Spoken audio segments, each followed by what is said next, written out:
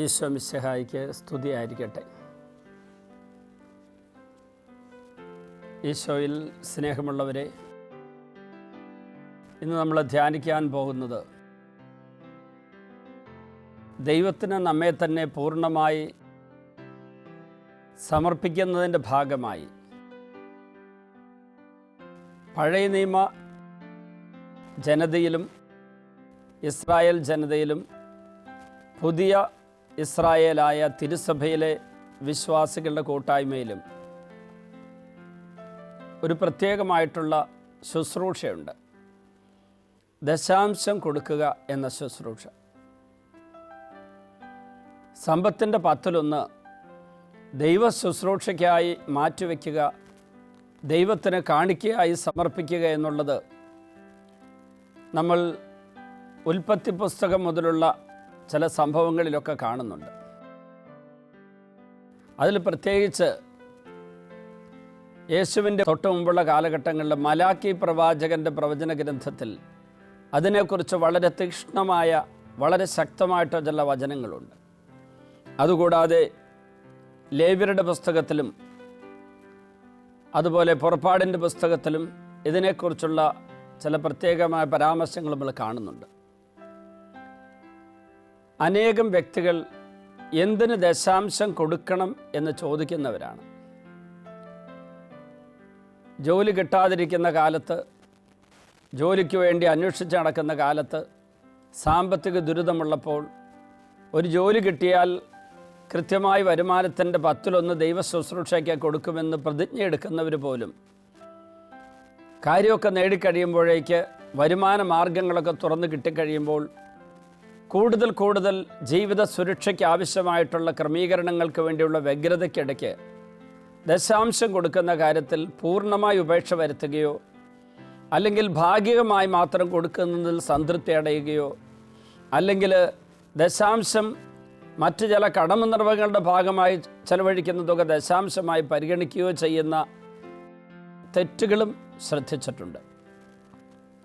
അപ്പോൾ ഈ ദിവസങ്ങളിൽ ഞാൻ ദശാംശത്തെക്കുറിച്ച് എന്താണ് ജനത്തോട് പറയേണ്ടതിനെക്കുറിച്ചുള്ള ഒരു ധ്യാനത്തിലും ആലോചനയിലുമായിരുന്നു.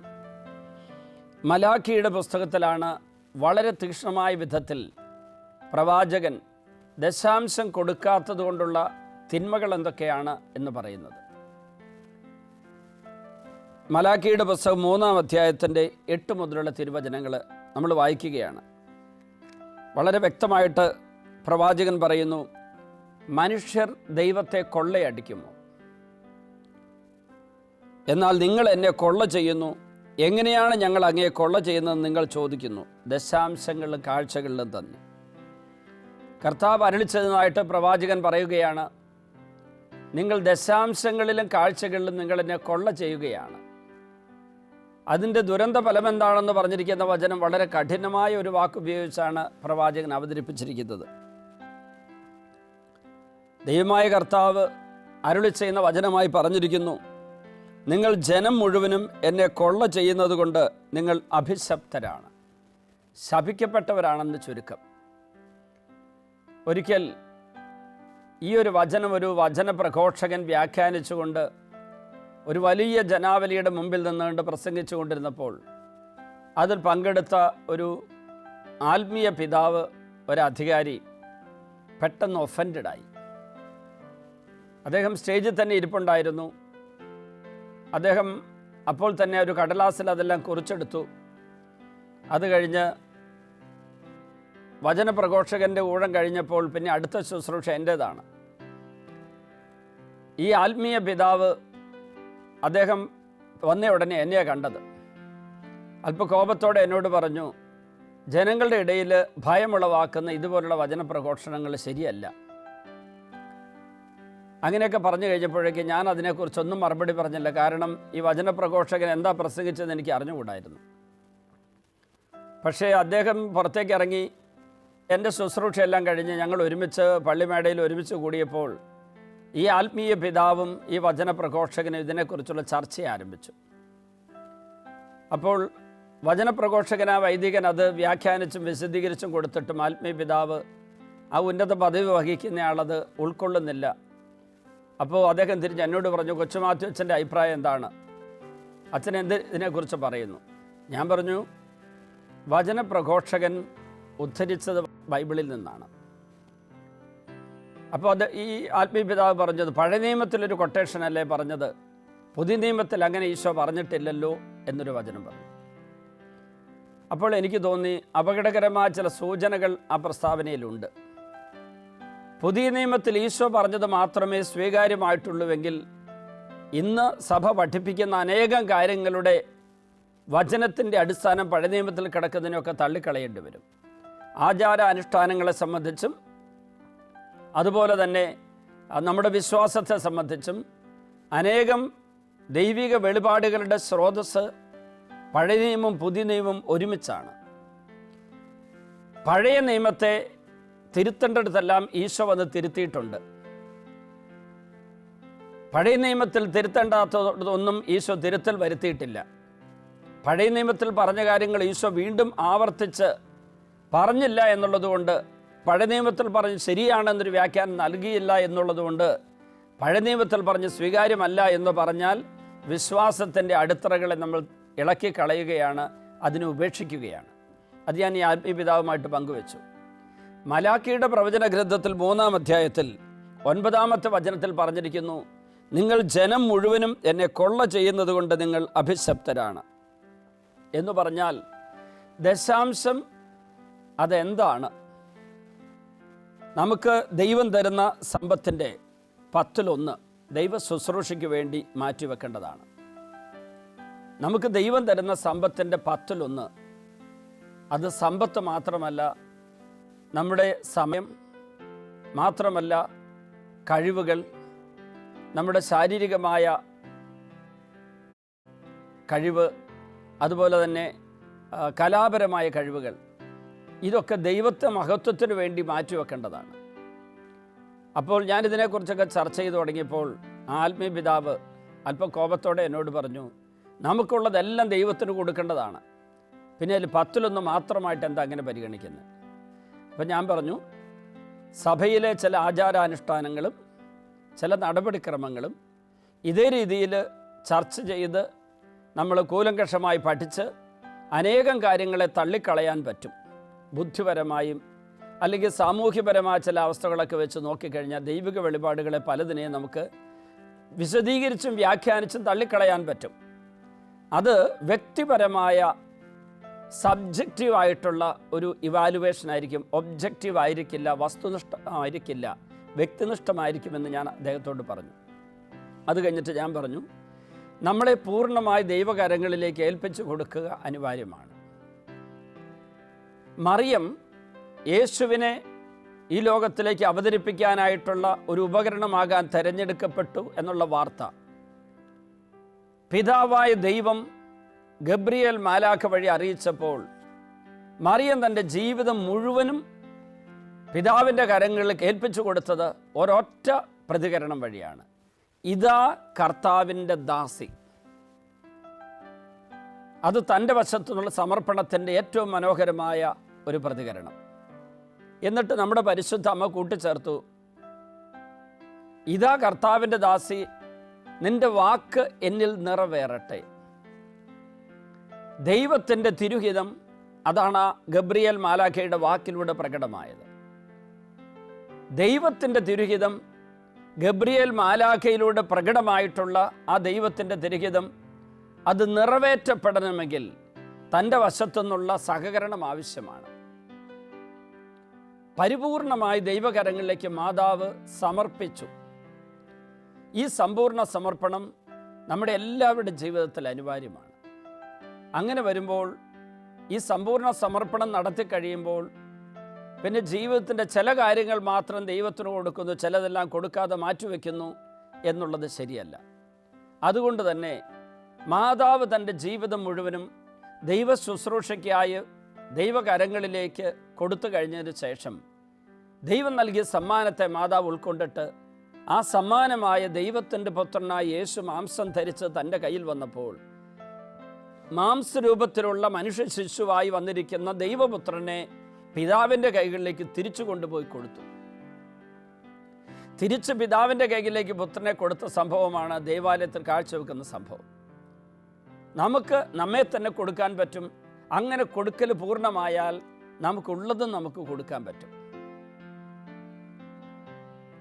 ഞാനും എനിക്കുള്ളതെല്ലാം ഞാൻ സമർപ്പിക്കണം. നമുക്കുള്ളതെല്ലാം കൊടുക്കുമ്പോൾ അതിൻ്റെ ഉടമസ്ഥാവകാശം ദൈവത്തിൻ്റെതാണെന്ന് പ്രഖ്യാപിക്കുകയാണ്. ഞാൻ ഈയിടെ ടി വിയിൽ ശാലോം ടെലിവിഷനിൽ ഒരു പ്രസംഗം കേട്ടുകൊണ്ടിരിക്കുകയായിരുന്നു. അപ്പോൾ അതിൽ ദൈവത്തിന് കൊടുക്കുന്നതിനെക്കുറിച്ചുള്ള ഒരു ചിന്ത വചനപ്രഘോഷകൻ അവതരിപ്പിച്ചു. അദ്ദേഹത്തിൻ്റെ ക്ലാസ് കഴിഞ്ഞ് എനിക്ക് ചില ആ വചനത്തെക്കുറിച്ചുള്ള പുതിയ ചിന്തകളൊക്കെ വന്നുകൊണ്ടിരിക്കുമ്പോൾ ഞാൻ ഗുഡ്നെസ് ചാനൽ തുറന്നു. അപ്പോൾ ബഹുമാനപ്പെട്ട പനക്കലച്ചൻ്റെ ഒരു ക്ലാസ് നടന്നുകൊണ്ടിരിക്കുകയാണ്. അതിൽ അദ്ദേഹം ഒരു കാര്യം വിശദീകരിക്കുകയാണ്.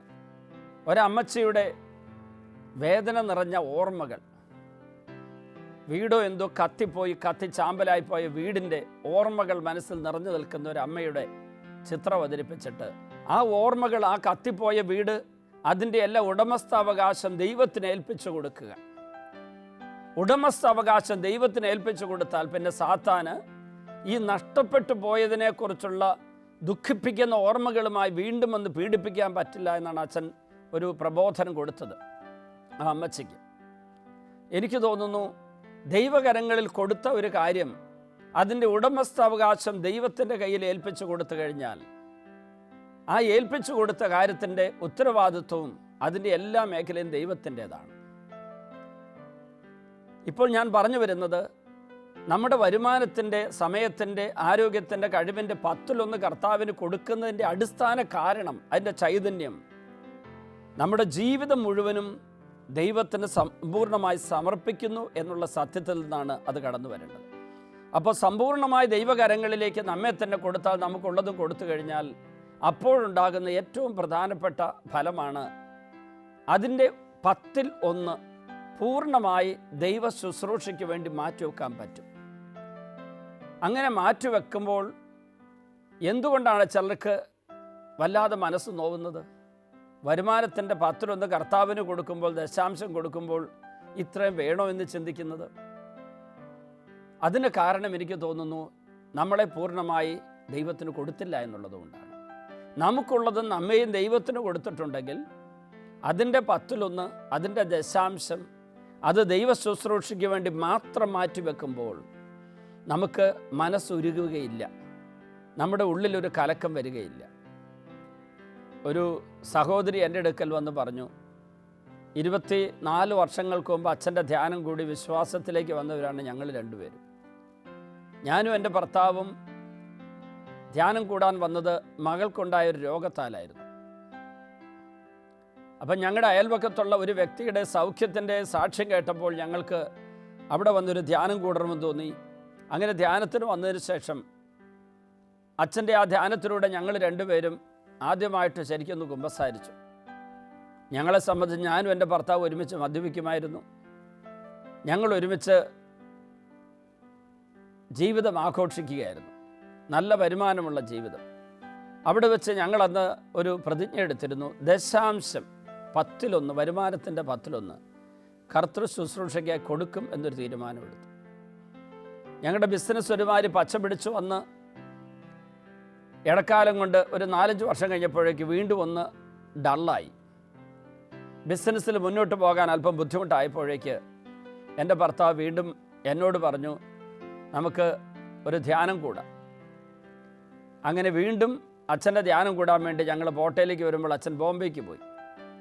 അപ്പം ഞങ്ങൾ രണ്ടുപേരും കൂടി ഇവിടുന്ന് ഫ്ലൈറ്റ് ടിക്കറ്റ് എടുത്തിട്ട് ബോംബെയിൽ വന്ന് അച്ഛൻ്റെ ധ്യാനം കൂടി. അവിടെ വെച്ച് അച്ഛൻ എൻ്റെ ഭർത്താവിനോട് ചോദിച്ചു, ദശാംശം കൊടുക്കുന്ന കാര്യത്തിൽ വീഴ്ച വരുത്തിയോ?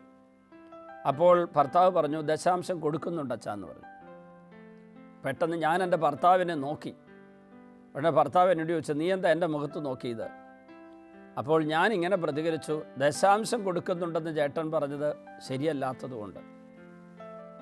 ആകെയുള്ള വരുമാനത്തിൻ്റെ, ഒരു വർഷത്തെ വരുമാനത്തിൻ്റെ 10-1 കർത്തൃ ശുശ്രൂഷയ്ക്ക് മാറ്റിവെച്ചോ എന്ന് ചോദിച്ചാൽ ഏകാംശം കൊടുത്തിട്ടുണ്ടായിരിക്കും, ദശാംശം കൊടുത്തിട്ടില്ല. അപ്പോൾ ഉടനെ ഭർത്താവ് പറഞ്ഞ വാക്ക്, ഞാൻ ഇടയ്ക്കൊക്കെ ദശാംശം കൊടുക്കുന്നുണ്ട്. അങ്ങനൊരു ദശാംശമില്ല. എൻ്റെ വരുമാനത്തിൻ്റെ 1/10 അതെനിക്ക് വരുമാനം എൻ്റെ കയ്യിലെത്തുമ്പോൾ എനിക്ക് കൈകാര്യം ചെയ്യേണ്ട സമയമായി കഴിഞ്ഞാൽ അപ്പോൾ തന്നെ ഞാനത് ദൈവ ശുശ്രൂഷയ്ക്കായി അതിൻ്റെ 1/10 മാറ്റിവെക്കുക. 1/10 മാറ്റിവെച്ച് കഴിഞ്ഞ് ബാക്കി ഉള്ളതാണ് നമ്മൾ ഉപയോഗിക്കേണ്ടത്. അപ്പോൾ ഭർത്താവ് എന്നോടൊരു ചോദ്യം ചോദിച്ചു. ഈ ഭാര്യ പറഞ്ഞപ്പോൾ ഞാനിങ്ങനെ പ്രതികരിച്ചപ്പോൾ എന്നോടൊരു ചോദ്യം ചോദിച്ചു, ഈ ദശാംശം കൊടുത്താൽ എന്താ വെച്ചാൽ ഗുണം? ഞാൻ പറഞ്ഞു, എനിക്ക് 100 രൂപ കിട്ടിയാൽ അതിൻ്റെ 10 രൂപ ഞാൻ ദൈവ ശുശ്രൂഷയ്ക്ക് വേണ്ടി മാറ്റിവെച്ചാൽ ബാക്കിയുള്ള 90 രൂപയും അനുഗ്രഹിക്കപ്പെടും. ഇതായിരുന്നു ഞാൻ അദ്ദേഹത്തോട് പറഞ്ഞത്. അപ്പോൾ അദ്ദേഹം എന്നോട് അടുത്ത് വായിക്ക് പറഞ്ഞു, അച്ഛാ, ഈ ദശാംശം കൃത്യമായി ഓരോ മാസം കൊടുക്കുക എന്ന് പറഞ്ഞാൽ വലിയ ഹ്യൂജ് എമൗണ്ട് വരും, വലിയൊരു തുകയാണ്. അത് കൊടുക്കുമ്പം നെഞ്ചിലൊരു കത്തലുണ്ട്, അതുകൊണ്ടാണ് ഞാൻ ഇടയ്ക്കൊക്കെ മാത്രം കൊടുക്കുന്നത്. അപ്പോൾ ഞാൻ പറഞ്ഞു, പ്രഭാഷകൻ്റെ പുസ്തകത്തിൽ ഒരു വചനമുണ്ട് സഹോദര, പ്രഭാഷകൻ 35:10-11 വചനങ്ങൾ. കർത്താവിനെ മനം തുറന്ന് മഹത്വപ്പെടുത്തുക, ആദ്യ ഫലം സമർപ്പിക്കുമ്പോൾ ലുപ്ത് കാട്ടരുത്, കാഴ്ച സമർപ്പിക്കുമ്പോൾ മുഖം വാടരുത്, സന്തോഷത്തോടെ ദശാംശം കൊടുക്കുക, അത്യുന്നതൻ നൽകിയതുപോലെ അവിടത്തേക്ക് തിരികെ കൊടുക്കുക, കഴിവിനൊത്ത് ഉദാരമായി കൊടുക്കുക.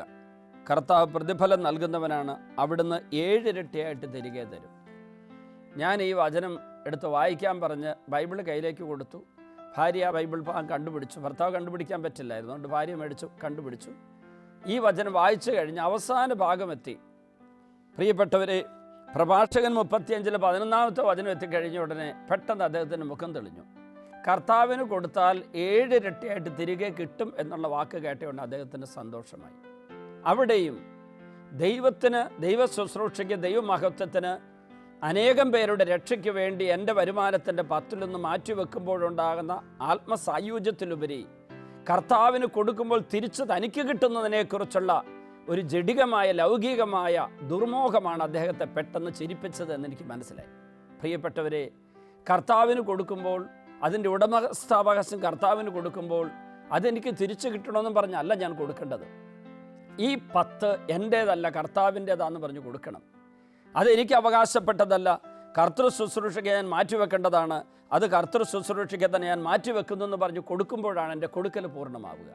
പ്രിയപ്പെട്ടവരെ, ഇതിനെക്കുറിച്ച് നമ്മൾ കൂടുതൽ ധ്യാനിക്കും. ഇനി അടുത്തുള്ള അവസരങ്ങൾ നമ്മൾ ധ്യാനിക്കും.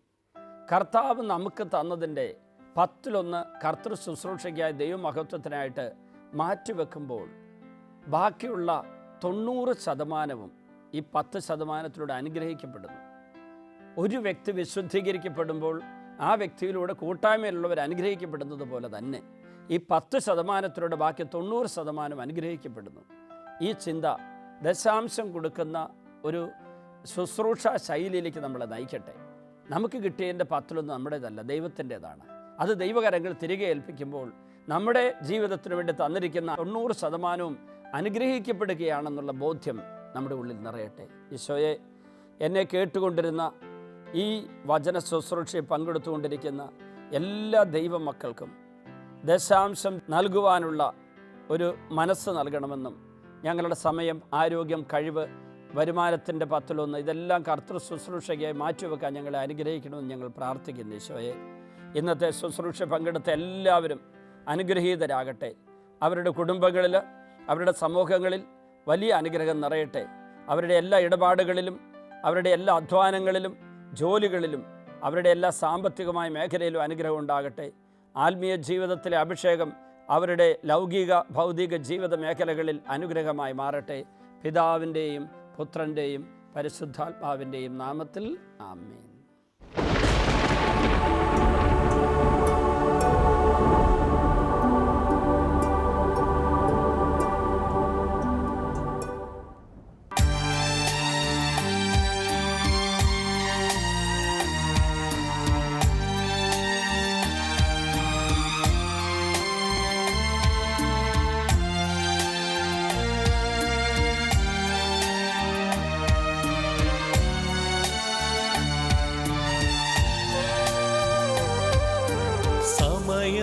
സമാഗതമായി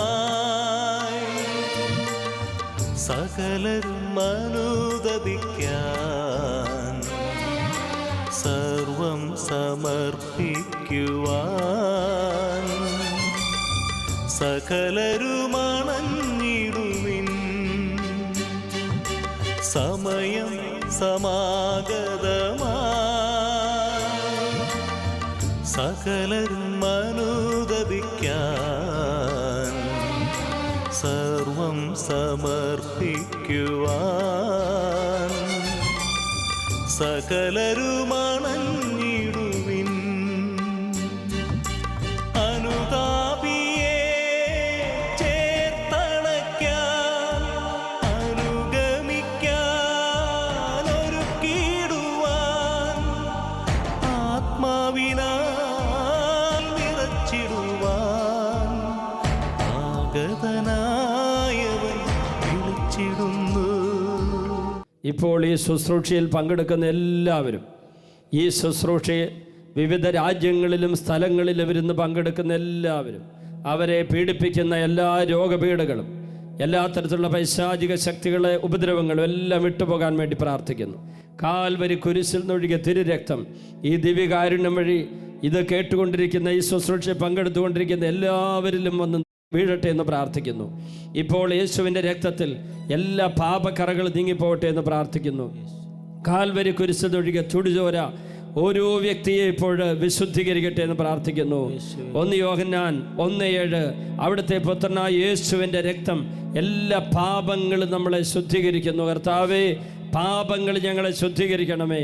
അറിഞ്ഞും അറിയാതെ വിചാരത്താലും വാക്കാലും പ്രവൃത്തിയാലും ഉപേക്ഷയാലും ചെയ്തു പോയ പാപങ്ങളെല്ലാം പൊറുക്കാൻ തിരുവെള്ളമാകണമേ. തിരുരക്തം ഞങ്ങളുടെ മേൽ വീഴ്ത്തണമേ കർത്താവേ. ഏതെല്ലാം മനസ്സ് മുറിവേറ്റിരിക്കുന്നുവോ, ഏതെല്ലാം ശരീരം രോഗബാധിതമായിരിക്കുന്നുവോ, ഏതെല്ലാം ആത്മാവ് പാപത്താൽ മലിനമാക്കപ്പെട്ടിരിക്കുന്നുവോ, ഈ ആത്മാവിലേക്കും മനസ്സിലേക്കും ശരീരത്തിലേക്കും ഓ ഈശോയെ അങ്ങയുടെ ചുടുചോര ഒഴുകി വീഴട്ടെ എന്ന് പ്രാർത്ഥിക്കുന്നു. അങ്ങ് കഴുകുന്നില്ലെങ്കിൽ ഞങ്ങൾക്ക് അങ്ങയോട് പങ്കില്ലല്ലോ കർത്താവേ. അങ്ങ് ഞങ്ങളെ കഴുകണമേ കർത്താവേ. എല്ലാവരും ഇപ്പോൾ കഴുകണമേ കർത്താവേ. ഞങ്ങളെ ശുദ്ധീകരിക്കണമേ കർത്താവേ. പാപമോചനം നൽകണമേ കർത്താവേ. എല്ലാ മക്കളും അനുഗ്രഹിക്കപ്പെടട്ടെ. കോടിക്കണക്കിന് ജനങ്ങളിലേക്ക് ഈ വലിയ ശുശ്രൂഷയുടെ ശക്തി ഒഴുകട്ടെ എന്ന് പ്രാർത്ഥിക്കുന്നു. എല്ലാവരിലേക്കും ഒഴുകട്ടെ എന്ന് പ്രാർത്ഥിക്കുന്നു. കുടുംബങ്ങളിലേക്ക് ഒഴുകട്ടെ എന്ന് പ്രാർത്ഥിക്കുന്നു. പാപികൾ മാനസാന്തരപ്പെടട്ടെ. ബന്ധനം മോചിക്കപ്പെടട്ടെ. രോഗികൾ സൗഖ്യം പ്രാപിക്കട്ടെ. അന്ധകാര ബന്ധനം അഴിയട്ടെ എന്ന് പ്രാർത്ഥിക്കുന്നു. ബന്ധനങ്ങൾ അഴിഞ്ഞു പോകട്ടെ എന്ന് പ്രാർത്ഥിക്കുന്നു. കുടുംബത്തിലെ രോഗങ്ങൾ വിട്ടുപോകട്ടെ. ഊമർ സംസാരിക്കട്ടെ. നാവിന്റെ കെട്ടഴിയട്ടെ. ശ്വാസകോശ രോഗങ്ങൾ മാറട്ടെ. തലച്ചോറിന്റെ രോഗങ്ങൾ മാറട്ടെ. മാനസിക രോഗികൾ സൗഖ്യം പ്രാപിക്കട്ടെ. അവരുടെ എല്ലാ കെട്ടുകളും അഴിഞ്ഞു പോകട്ടെ. യേശുവിന്റെ നാമത്തിൽ സൗഖ്യമുണ്ടാകട്ടെ. വായിലെ മോണയിലെ പല്ലിന്റെ രോഗങ്ങളെല്ലാം വിട്ടുപോകട്ടെ. തൊണ്ടയിലെ ശ്വാസകോശത്തിലെ രോഗങ്ങൾ വിട്ടുപോകട്ടെ. ഹൃദയത്തിന്റെ രോഗങ്ങൾ വിട്ടുപോകട്ടെ. ആമാശയത്തിന്റെ രോഗങ്ങൾ വിട്ടുപോകട്ടെ.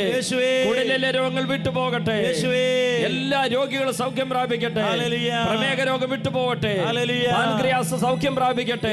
കരൾ രോഗം വിട്ടുപോകട്ടെ. എല്ലാ നാഡീഞരമ്പുകളും ബലം പ്രാപിക്കട്ടെ. അസ്ഥികൾ ബലം പ്രാപിക്കട്ടെ. അസ്ഥികളെ സുഖപ്പെടുത്തണമേ. തളർന്ന ശരീരം ബലം പ്രാപിക്കട്ടെ. ത്വക്ക് രോഗം മാറട്ടെ. രക്തത്തിന്റെ വൈകല്യങ്ങൾ വിട്ടുപോകട്ടെ. എല്ലാ രോഗികളും സൗഖ്യം പ്രാപിക്കട്ടെ. അത്ഭുതകരമായി സൗഖ്യം ഒഴുകട്ടെ. യേശുവിന്റെ നാമത്തിൽ ബന്ധനങ്ങൾ അഴിയട്ടെ. കെട്ടുകൾ അഴിയട്ടെ. മുറിവുകൾ മാറട്ടെ. എല്ലാവരും സൗഖ്യം പ്രാപിക്കട്ടെ. എല്ലാ പാപങ്ങളും നീങ്ങി പോകട്ടെ. കുടുംബങ്ങൾ ഐശ്വര്യം നിറയട്ടെ. അനുഗ്രഹം നിറയട്ടെ. സമൃദ്ധി നിറയട്ടെ. ഹല്ലേലൂയ.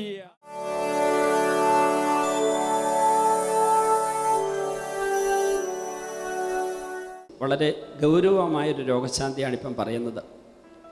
കർത്താവ് ഈ രോഗശാന്തി സന്ദേശം എനിക്ക് ചൊവ്വാഴ്ചയും വെളിപ്പെടുത്തി തന്നിരുന്നു. വയറിൻ്റെ ഒരു ഭാഗത്ത് ഒരു വശത്തായിട്ട് വേദനയുള്ള ഒരാളെ സുഖപ്പെടുത്തുന്ന സന്ദേശം ഞാനിവിടെ പറയുകയും ചെയ്തൊന്ന്. പക്ഷെ നമുക്കതിന് സമയമില്ലാത്തതുകൊണ്ട് അത് സാക്ഷ്യപ്പെടുത്താനായിട്ട് ഞാൻ അധിക സമയമെടുത്തില്ല. അപ്പോൾ ഇവിടെ തുടങ്ങിയ അവസരത്തിലേക്ക് മെസ്സേജ് കിട്ടി. ഇപ്പം പ്രസംഗിച്ചുകൊണ്ടിരിക്കുമ്പോഴാണ് വീണ്ടും ആ സന്ദേശം കർത്താവ് പറഞ്ഞത്. അപ്പോൾ തന്നെ എനിക്ക് തോന്നിയത് നേരത്തെ വെളിപ്പെട്ട് കിട്ടിയ സന്ദേശം തന്നെ ആയിരിക്കുമല്ലോ എന്ന്. ഈ നിൽക്കുന്ന സഹോദരൻ്റെയാണ് രോഗശാന്തി എന്ന് ഇപ്പോൾ നമുക്ക് മനസ്സിലാവുന്നു. മൈക്ക് പിടിച്ചോണേ. പേരൊക്കെ പറഞ്ഞ് പരിചയപ്പെടുത്തിക്കേ. പേര് സേവ്യർ. വീട് എവിടെയാണ്? ചിറ്റൂര് എറണാകുളം അടുത്ത്. ഓക്കെ.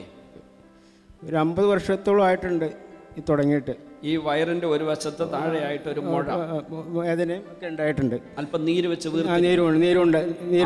ചേട്ടൻ എത്ര വയസ്സായി? 61. 11 വയസ്സിലുണ്ടായതാണ്. ഡോക്ടറെ കാണിച്ചോ? ഡോക്ടറെ കാണിച്ചിട്ടൊന്നുമില്ല.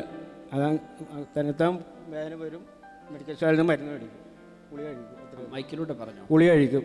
അപ്പം ഡോക്ടറെ കാണിക്കാതെ മരുന്ന് കഴിക്കും. ഇനി ഒരിക്കലും അങ്ങനെ ഒരു കാര്യത്തിനും ചെയ്യാൻ പാടില്ല. അപ്പോൾ എന്നിട്ട് ഈ മുഴ എത്ര വലുതായിരുന്നു? മുഴ ഒരു ഓറഞ്ചിൻ്റെ അത്ര ആയിട്ടുണ്ട്. അപ്പം ഭാര്യ എന്ത് പറഞ്ഞത്? ഇത് ഡോക്ടറെ കാണിക്കാൻ പറഞ്ഞു. പല പ്രാവശ്യം പറഞ്ഞിട്ടുണ്ട്. ഞാൻ ആര് പറഞ്ഞാലും കേൾക്കില്ല. ഇല്ല. വീട്ടിൽ അപ്പനും അമ്മയൊക്കെ പറഞ്ഞായിരുന്നു ഇത് ഡോക്ടറെ കാണിക്കണമെന്നാ? അപ്പനും അമ്മയൊക്കെ ചെറുപ്പത്തിലെ പറഞ്ഞിട്ടുണ്ട്. അവരൊക്കെ ഇപ്പം കേൾക്കുകയില്ലായിരുന്നു. ഓക്കെ.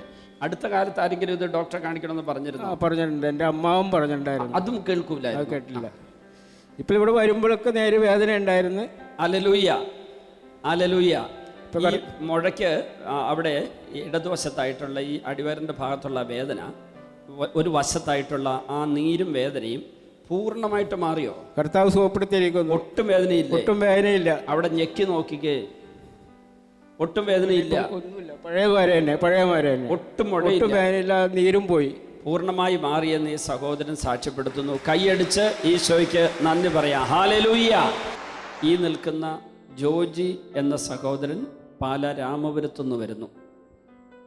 ഖത്തറിൽ ഒരു ഫയർ എക്സ്റ്റിങ്ക്വിഷൻ സിസ്റ്റത്തിൽ ജോലി ചെയ്യുന്ന ആളാണ്. ഇപ്പോൾ 38 വയസ്സായി. 5 വയസ്സുള്ളപ്പോൾ ടോൺസിലൈറ്റിസിൻ്റെ അസുഖമുണ്ടായി. അതിന് ചികിത്സിച്ചതിൻ്റെ ശേഷം വലത് ചെവിക്ക് പഴുപ്പ് ആരംഭിച്ചു. കേൾവി നഷ്ടപ്പെട്ടു. 33 വർഷങ്ങളായിട്ടും ഈ വലത് ചെവിക്ക് കേൾവി നഷ്ടപ്പെട്ട് വളരെ ചെറിയ തോതിൽ ഈ ചെവി അടച്ചു പിടിച്ചാൽ, ഇടത് ചെവി അടച്ചു പിടിച്ചാൽ കേൾക്കാൻ വയ്യാത്ത വിധത്തിലുള്ള അവസ്ഥയിലായിരുന്നു. ഇപ്പോൾ ജോജി ഈ വലത് ചെവി അടച്ചു പിടിച്ച് ഇപ്പം എവിടെയാണ് ജോലി ചെയ്യുന്നത്? Doha, Qatar. എത്ര വയസ്സായി? 38. നാട് എവിടെയാണ്? പാല രാമപുരം. കേൾക്കാം. ഇപ്പോൾ മൈക്കിലൂടെ അല്ലാതെയും പറയുന്നതൊക്കെ വലത് ചെവിയിലൂടെ കേൾക്കാൻ പറ്റുന്നുണ്ട്. 33 വർഷങ്ങളായിട്ട് കേൾവി നഷ്ടപ്പെട്ടു പോയ ചെവിക്കാണ് കർത്താവ് ഇപ്പോൾ പൂർണ്ണമായി കേൾവി തിരിച്ചു കൊടുത്തിരിക്കുന്നത്. കൈയടിച്ച് ഈശോയ്ക്ക് നന്ദി പറയാം. Hallelujah.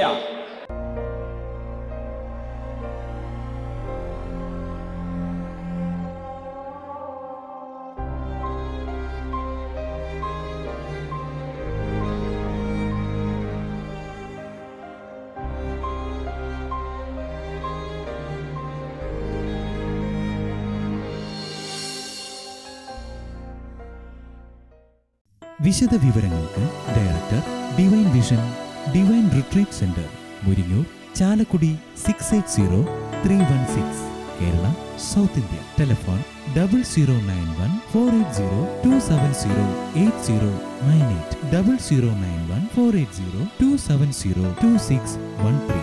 Fax 0091 480 270 8097. Email mail.divintv@gmail.com. Website www.drcm.org.